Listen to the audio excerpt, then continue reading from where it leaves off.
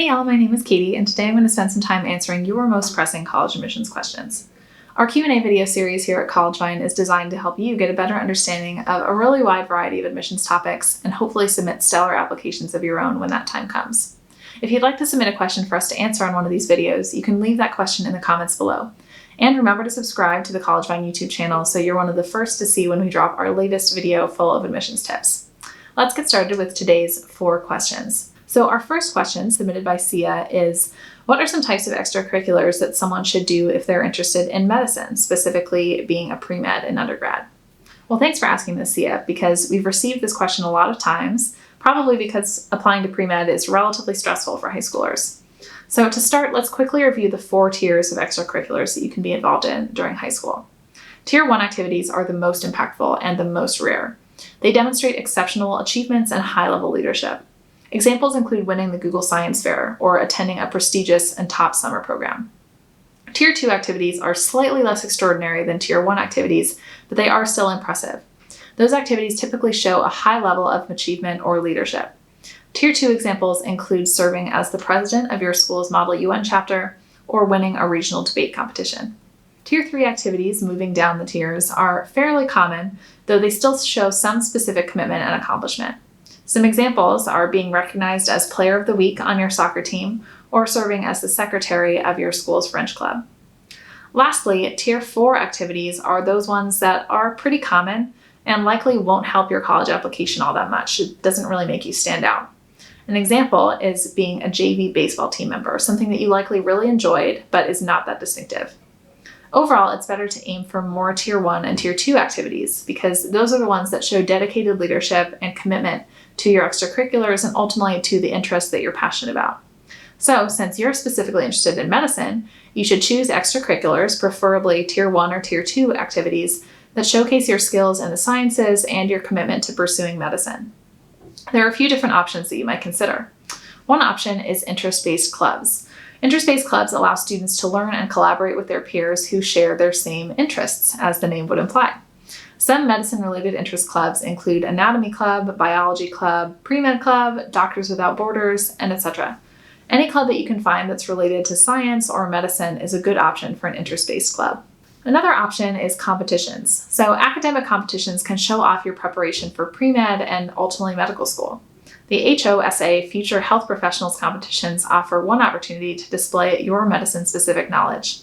Another competition option is the Biology Olympiad, which is the premier national biology competition for high schoolers. That one is sponsored by the Center for Excellence in Education.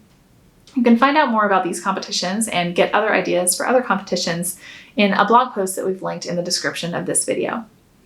A third option for extracurriculars related to medicine is internships, shadowing, and research. So finally, you can gain exposure to the hands-on experience of medicine by shadowing a local doctor, interning at a hospital or doctor's office, or conducting relevant research in the sciences.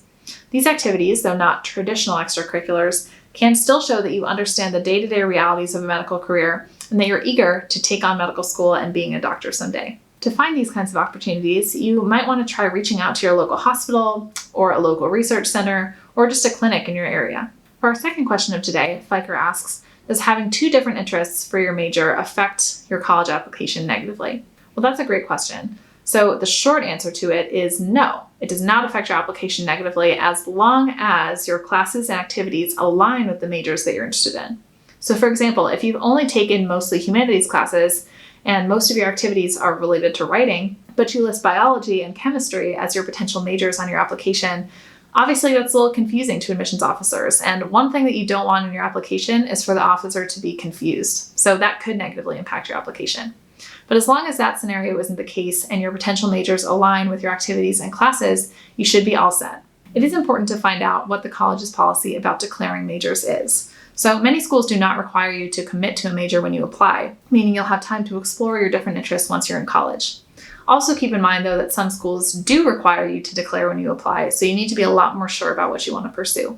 Once you're accepted into a school, you do often have the option to double major if you're interested in 2 different subjects. The advantages of pursuing a double major are many. You're equally qualified in 2 subjects, which effectively doubles your job prospects after you graduate. And you've also had the privilege of being exposed to 2 different subjects in great depth and detail, which hopefully is really interesting to you because you're passionate about both subjects. However, with the advantages of double majoring come disadvantages as well. Unsurprisingly, taking a double major is difficult, not only because it requires twice the amount of work as just one major, but also because fitting all of the requirements for two majors into just 4 years of undergrad can be tricky. Often, students pursue double majors in two related subject areas, so that classes for one major might also count for requirements in the other major. However, note that some schools don't allow classes to count for more than one major, so then you still have to take all of the requirements for both. For our third question of today, Eliza asks, for the honors, extracurriculars, and other sections of the Common App, can we use only examples from high school, or are ones from middle school also allowed? Well, many students come to us with this question saying that they have really impressive middle school activities and they want to include them. However, when it comes to selecting activities for the Common App, you should only include high school activities. Chances are you're not the same person today as you were in middle school, so activities that give a more recent representation of your interests and show your commitment to them are a better way to demonstrate your strengths to an admissions officer. Activities you took on later in high school are also more meaningful than those you participated in earlier, maybe as a freshman. That doesn't mean that you should add 5 new activities in your senior year. That's a bad idea. Admissions officers will see right through it. However, if there is a particular club that you were involved with in freshman year that you didn't really pursue meaningfully, it is better to not include that and instead include something you began in junior year and are much more passionate about. Both the activities and honor sections of the Common App have limited space. And so that space restriction means that you need to be selective in which activities you include. You need to limit yourself to the most important ones or the ones that are the most meaningful to you. For our last question of today, Kathy asks, standardized test scores, are they weighted more than GPA, more than class type like AP or IB, or extracurricular activities? Well, at CollegeVine, we break down the different components of an application into the following weights in evaluation. Test scores count for about 15%, grades and coursework 20%, extracurriculars 30%, essays 25%, and that last 10% is from recommendations and an interview. So as you can see, standardized test scores are only 15% of what we call the set of holistic admissions factors. However, test scores can play 2 important roles. The first is at the very beginning of an applications review, and the second is at the end. So initially, SAT and ACT scores are sometimes used as screening tools in the college applications process.